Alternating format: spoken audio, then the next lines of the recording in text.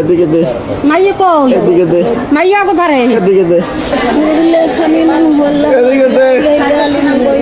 একজন বাবার শেষবারের মতো তার মেয়েকে দেখে যাওয়ার জন্য আকুতি মেনে নেয়ার মতো নয়, তবুও মেনে নিতে হচ্ছে, এটাই বাস্তবতা। শখের নারী মিমকে ধুমধাম করে বিয়ে করেছিলেন নিয়াজ মোর্শেদ তনয়, কিন্তু 12 ভাতারি মিম মেয়েটির চরিত্রহীনার কারণে একটা পরিবার শেষ হয়ে গেল। মৃত্যুর আগে মিমকে নিয়ে স্বামী নিয়াজ মোর্শেদ লিখেছেন, মিম, তুমি এবং তোমার পরিবার জিতে গেছো। আমার মা বাবাকে সন্তান হারা করেছো, আমার মেয়েকে বাবা হারা করেছো, আমার বোনদের ভাই হারা করেছো। এবার তুমি শান্তিতে থাকবে আশা করি। 20 পানের আগে নিয়াজ মোর্শেদ তনয় তার ফেসবুক পোস্টে লেখেন, আমার শুভাকাঙ্ক্ষীরা ও পরিচিত জনরা অনেকেই আমার সমস্যার বিষয়ে জানেন, কিন্তু আপনারা হয়তো আসল ঘটনাটা জানেন না।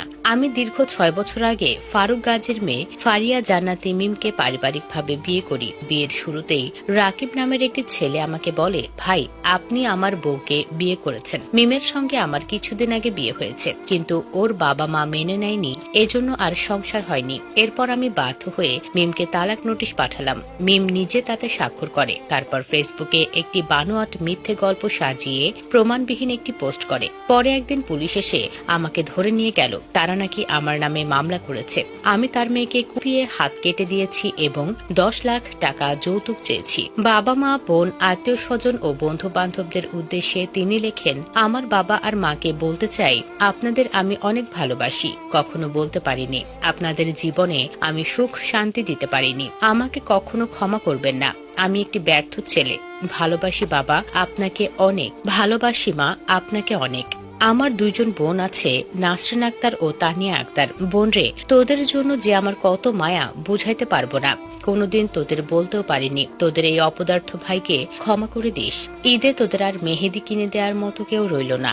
আমার বাবা মা বৃদ্ধ হয়ে গেছে। তোদের কাছে অনুরোধ, আমার বাবা মাকে একটু দেখে রাখিস। আমার মেয়ে মিফতা খুব লক্ষ্মী একটা বাচ্চা। ওর 4 বছর বয়স।